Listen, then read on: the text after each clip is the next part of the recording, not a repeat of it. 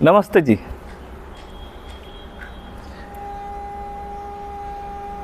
मैंने इस संसार के मानव की बात सुना है, भगवान की बात सुना है, ईश्वर की बात सुना है। इस संसार में मुझे जो प्यार करते हैं उनके बात भी सुना है, जो मुझे नफरत करते हैं उनके बात भी मैंने सुना है। मैं सबकी बात को सुनता हूँ, अपने दिल में रखता हूँ। अगर मुझे कोई चीज़ अच्छा लगता है तो मैं सबको बताता भी रहता हूँ। मैं अपने अंदर सब कुछ रखता नहीं हूँ, मैं सब बोल देता हूँ, जो दिल में आए बोल देता हूँ। मगर एक चीज़ मैं कोशिश करता हूँ जानने का, किसी को बुरा लगेगा तो मुझे अच्छा नहीं लगता वो बोलना, मगर जो सही चीज़ है वो बोलने की मैं कोशिश करता हूँ। मैं इस संसार में भगवान कैसे बातचीत करते हैं, कैसे एक दिव्य पुरुष बात करते हैं, वो भी मैं सुना हूँ। उनका दिव्यता की भाषा आप लोग जब पता चलेगा, आप सोच भी नहीं सकते। ऐसे विनम्र उनकी भाषा है, वो सोच नहीं सकते आप। हम लोग गुस्सा पे बात करते हैं। मेरा एक चीज़ अगर साधित नहीं हो तो मैं गुस्सा हो जाता हूँ, मगर भगवान कभी गुस्सा नहीं होते। वो प्यार से बात करते हैं, वो समझाते हैं, बुझाते हैं, लाख कोशिश करते हैं। तो मैं ये बोल रहा था कि हमने एक दिव्य पुरुष से बात करना, कैसे बात करते हैं वो सीखा है, देखा है। वो कभी गुस्सा ही नहीं होते। कोई भी चीज़ को अगर हम लोग गलत कर रहे हैं, वो कोशिश करते हैं हमें समझाने की, बुझाने की। हमें लाख कोशिश करते हैं कि मैं समझ जाऊं।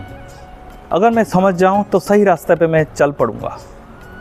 तब तक मैं इंतज़ार करता रहता हूं कि जब तक ये सही नहीं हो जाता, क्योंकि मानव को वो बनाया है, वो भगवान इस मानव को, हमको सबको बनाया है। जो बनाया है वो कभी तोड़ने को कोशिश नहीं करेगा, वो कभी मारने को कोशिश नहीं करेगा, वो कभी नष्ट करने को कोशिश नहीं करेगा। वो नहीं चाहेगा कि मैं जिसको हाथ में बनाया वो कभी नष्ट हो जाए। एक माँ बाप कभी उसका संतान को मारने का कोशिश नहीं करेगा, कभी उसको नष्ट होने का कोशिश नहीं करेगा, मगर वो सहेगा तो कितना दिन तक सहेगा। हम लोग अगर मेरे पिताजी को भूलना शुरू कर दिए, जिसने मुझे पैदा किया उसको ही भूलना शुरू कर दिए, तो वो क्या सहेगा, कितना दिन तक सहेगा। भगवान को ही हमने भूलना शुरू कर दिया है, वो गलत है। फिर भी हम लोग कोशिश कर रहे हैं आप लोग को समझाने में, कोशिश कर रहे हैं आप लोग समझ जाइए, रास्ते पे रहिए, सही रास्ते पे। गलत रास्ते पे जाने हो कोई प्रॉब्लम नहीं है, आप लोग पता नहीं है गलत रास्ते पे जा रहे। केवल किताब पढ़ने से आप लोग के ज्ञान ज़्यादा हो जाएगा, ऐसा नहीं है। अगर आपका एज ज़्यादा हो गया तो आपका दाढ़ी बड़ा हो गया, मोछ बड़ा हो गया, बाल बड़ा कर दिया तो आप ज्ञानी हो गए, ऐसा कोई नहीं है। आप लोग को सबको सीखना पड़ेगा, मुझे भी सीखना पड़ेगा, मैं भी सीखता हूँ। मैं 100% राइट नहीं हूँ, मैं भी सीखने की कोशिश करता हूँ। मैं जानता हूँ, सीखता हूँ, सब कुछ सीखता रहता हूँ। एक साधु बाबा, मैं टीवी चैनल पे देख रहा था, एक साधु बाबा जो कि अपने स्पर्श से इस संसार को ठीक करने का कोशिश कर रहा है, और कर रहा है, शायद उस पर कामयाबी हो रहा है, उससे उसका भक्त भी बढ़ते रह रहे हैं। वो अपने आप का शिव का अवतार भी बना लिया है। सही बात है, कोई भी शिव का अवतार हो जाए, कोई मतलब नहीं। क्या शिव जी एक आदमी को ठीक करने के लिए या अपना पॉकेट गरम करने के लिए ही इस धरती पे आते हैं क्या? अपने आप को प्रश्न कीजिए। मेरे सपने में भोले बाबा आते हैं, मेरे सपने में कृष्ण जी आते हैं, मेरे सपने में राम जी आते हैं, मेरे सपने में बहुत सारे भगवान आते हैं। क्या मैंने वो सब चीज का जिक्र नहीं किया? केवल भोले बाबा आ गए उसका जिक्र किया। कोई गलत चीज आया तो उसका जिक्र क्यों नहीं किया? क्या मैं हमेशा सही करता हूं? सपना हमेशा सपना ही होता है, हकीकत नहीं होता। हकीकत जो साधना करके मिलता है, जो ज्ञान पढ़ के मिलता है, जो बुद्धि सीख के मिलता है। मुझे सपना आया था कि मैं इस संसार का राजा हूं बोल के अगर मैं चारों तरफ पीटता रहूँगा, वो ढोंग पीटता रहूँगा, ढोल पीटता रहूँगा, तो मुझे राजा कोई नहीं बोलेगा। मुझे राजा अगर है तो राजा जैसा करके दिखाना पड़ेगा। मेरे कर्म से मैं राजा हूँगा, मैं कर्म से राजा हूँगा। मेरे सपने में राजा हो गया, मेरे सपने में हाथी मेरे सर पे पानी डाल दिया, ऐसा बोल के मैं कितने दिन लोगों को बेवकूफ़ बनाता रहूँगा।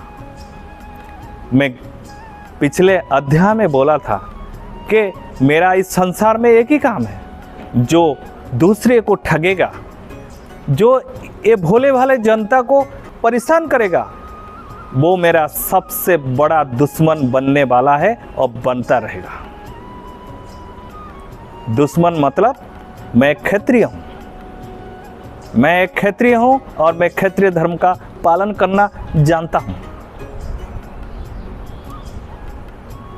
मेरा इस संसार में कोई दुश्मन ना बनिए तो सही है। मैं सबको अपने आप से ज़्यादा प्यार करता हूँ, मैं सबको बहुत ज़्यादा प्यार करता हूँ।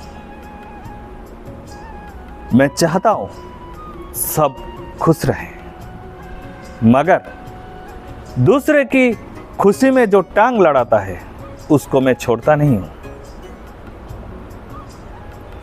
मुझे दुखी करने का कोशिश किए, मुझे ठगने की कोशिश किए, कोई बात नहीं, क्योंकि मैं तो ऐसा दंड रखा है उसका तो आप छोड़ो, मैं बोलूँगा नहीं। मैं दूसरे के लिए काम करना चाहता हूँ, मैं अपने लिए नहीं काम करता, क्योंकि मेरे लिए काम करने वाले बहुत हैं। मैं अपने लिए नहीं काम करता, मैं दूसरे के लिए काम करना चाहता हूँ और करता भी रहता हूँ और करता भी रहूँगा। आप लोग सबके लिए मैं काम करता रहता हूँ। जितने भी ठगी बाबा है, सिद्ध है, जितने भी अपने आप को धर्मगुरु बोलते रहते हैं, उन सबको ये समय है बदलने का। क्योंकि मैं चैनल के माध्यम से कल देखा था, एक त्रिशूल लेके बैठा है, वो अपने आप को शिव जी बोलने लग गया है। कोई त्रिशूल लेके शिव जी बन जाता है क्या? अगर त्रिशूल लेके शिव जी बन जाते हैं तो संसार में सारे त्रिशूल लेके घूमते रहेंगे, तो बाबा बन जाएंगे और उसके बाद भगवान कैलाशपति भी हो जाएगा। कितने हम लोग झूठ और गलत चीज के पले पड़ गए हैं। क्या हमको ये समझ में नहीं आया कि त्रिशूल जो है वो शून्य का अस्त्र है, वो दिखावा नहीं है। अब हम सबको पता चलेगा कि ये शक्ति है, ये दिखाने का चीज नहीं है, ये दिखाने वाला चीज नहीं है। कब समझ में आएगा हमको? अगर सांप लेके कोई शिवजी बन जाते तो सारे लोग सांप गले में डाल के घूमते। कब तक हमको ये समझ में आएगा? कब तक हम ये झूठ को पूजा करते रहेंगे? हम असली भगवान के पास कब जाएंगे? हम अगर असली भगवान के पास नहीं जाएंगे तो हमारा जो पीढ़ी है, आने वाला पीढ़ी है, उसको क्या को शिक्षा दे के हम लोग जाएंगे।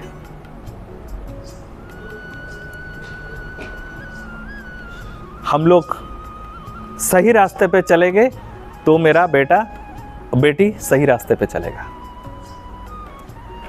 अगर मैं सही रास्ता नहीं दिखा पा रहा हूं, वो गलत रास्ते पे जाएगा। उसको जो सही लगेगा वो चला जाएगा। इस संसार में दंड विधान क्यों जरूरत है? क्यों रोग भोग शक की जरूरत क्यों है? क्यों?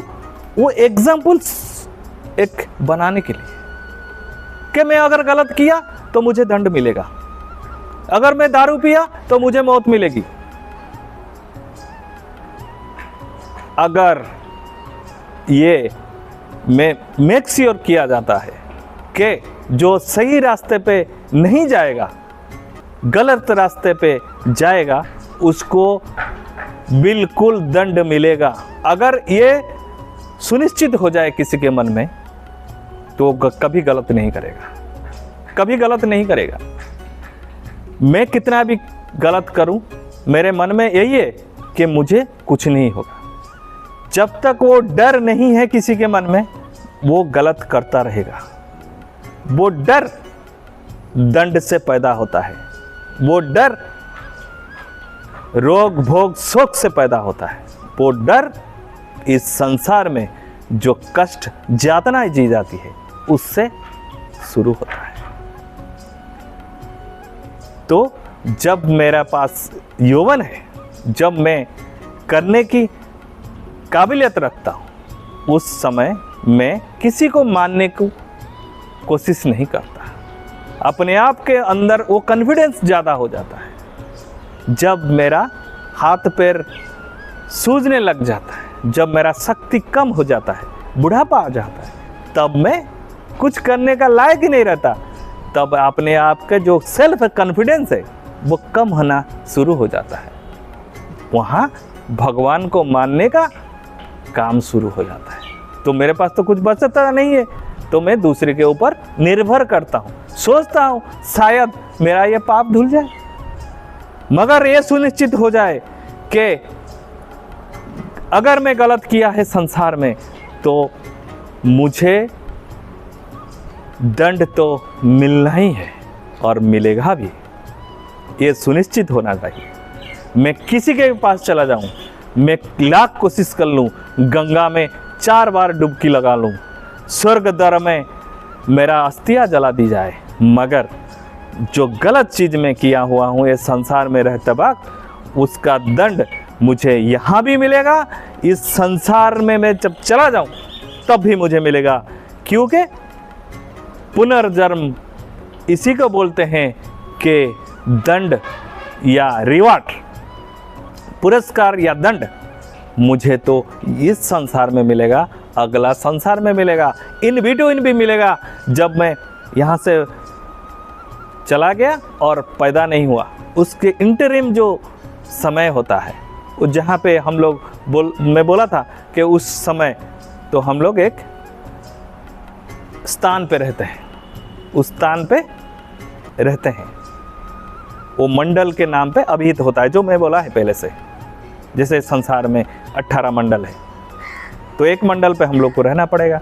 उस मंडल का जो रीत नीति है उसको भी हमको सहना पड़ेगा। जैसे भूत प्रेत का रीत नीति यही है कि यमराज हमको दंड देता रहेगा, हम यहीं पे वैसा दंड पाते रहेंगे। यमराज कोई ऐसा हम लोग सोचते हैं कि वो तेल के कढ़ाई में डाल देगा, ऐसा करेगा, वो नहीं। ऐसा गलत चीज हमको दूसरा ही कराता रहेगा। ये बहुत गहन बात है, उसके ऊपर बाद में हम बात करेंगे। तो एक बात का क्लियर हो जाए, गलत किया तो दंड मिलेगा। तो हमें सही रास्ते पे चलना है, हमें सही आदमी की पहचान करना है, हमें सही दिशा को पहचान करना है, हमें सही किताब को पहचान करना है। हर किताब में सही लिखा है ये सुनिश्चित नहीं है, किताब लिखने वाला भी गलत हो सकता है। तो उस किताब में ये लिखा है इसका मतलब नहीं है यही सही है, नहीं, हमको उसको प्रैक्टिकल देखना पड़ेगा। क्या ये सही होना चाहिए था? क्या ये सही है? क्या ये लिखने वाला सही है? तो हमें अपने आप को ये प्रश्न करना पड़ेगा, अपने आप को झांकना पड़ेगा, अपने अंदर झांकना पड़ेगा। झांकने के बाद ही हमें पता चलेगा कि क्या मैं सही हूँ या मैं गलत हूँ। सही और गलत का फैसला आप खुद लीजिए।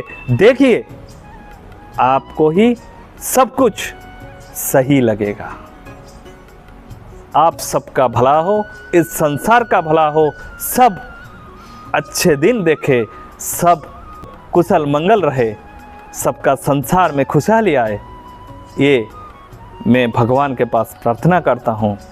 और आज का मेरे वाणी को मैं यहीं विराम लगाता हूँ। धन्यवाद। जय हिंद।